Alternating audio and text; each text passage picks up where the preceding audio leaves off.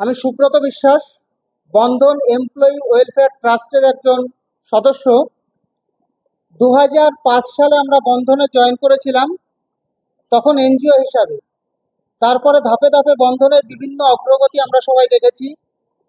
বন্ধন bank হয়েছে এবং প্রথম সারির যে কর্মী ছিলেন 3076 জন সদস্যদেরকে নিয়ে একটা ট্রাস্ট গঠন করা হয়েছিল। সেই ট্রাস্টে তখন বন্ধন বলেছিল যে আমরা একটা ট্রাস্ট গঠন করছি, এটা কর্মীদের ভবিষ্যতের কথা মাথায় রেখে। তো সবাই এখানে তার যার যার ক্ষমতা মতো সাধ্য মতো সে সেখানে অর্থ সঞ্চয় করতে পারে। তখন আমরা যার যার সামর্থ্য মতো, কেউ 50,000, কেউ 1 লক্ষ, কেউ 1.5 লক্ষ, কেউ 30,000, যার যেমন ক্ষমতা সে তেমনভাবে সেখানে কন্ট্রিবিউশন করেছিলেন। এবং বলা হয়েছিল যে 10 বছর কমপ্লিট হওয়ার পর এই অর্থটা একটা বিশাল পরিমাণ অর্থ হিসাবে আমাদের কাছে রিটার্ন আসবে। কিন্তু যখন 2018 সালে 10 বছর পূর্ণ হয়ে যায়, তার বিন্দু মাত্র কিছু আমাদেরকে দেওয়া হয়নি। যখন এই বিষয়ে আমরা জানতে পারি প্রথম 2022 সালে ডিভিডেন্ড দেওয়া শুরু করে, তখন 2019 সালে ডিভিডেন্ডটা প্রথম দেওয়া শুরু করে।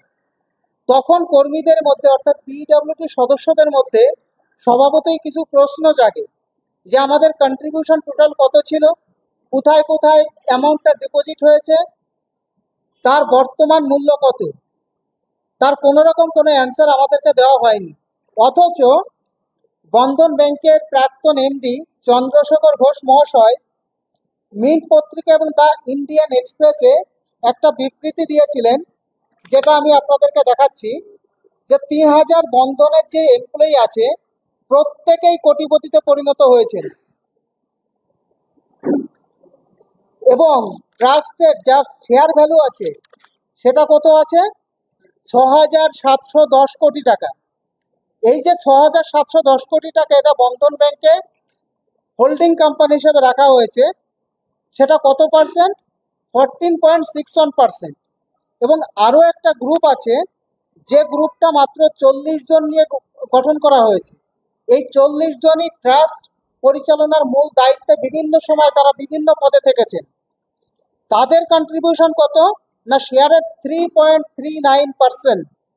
এবং বলছে ultimate holding company which it turn holds around 82.28% of the banks post issue equity capital.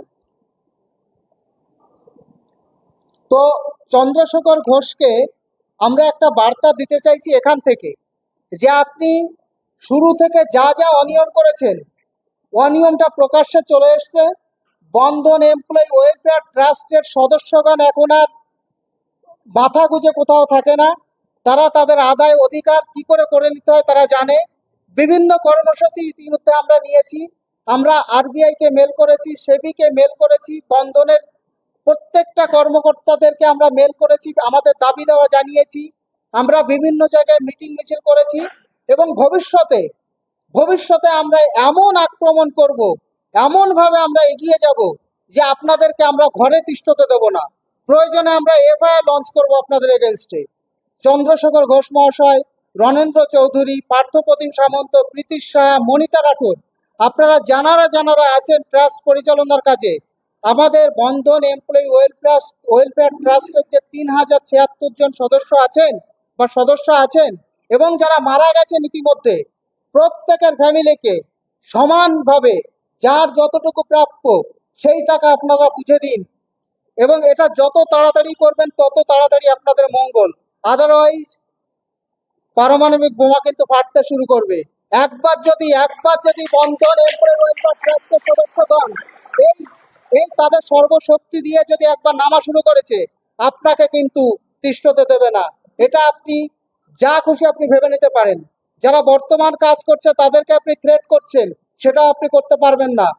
তো বিনয়ীভাবে আপনার কাছে করজোড়ে নিবেদন যে আপনি বন্ধন এমপ্লয়ি ওয়েলফেয়ার ট্রাস্টের যে 6,710 কোটি টাকা 2018 সালের 3 এপ্রিল সকাল 9:21 আপনি নিজে মুখে প্রেস রিলিজ করে স্বীকার করেছেন, সেই টাকার 6,710 কোটি টাকার যার যতটুকু প্রাপ্য সেই টাকা আপনি অবিলম্বে আমাদেরকে বুঝিয়ে দিন।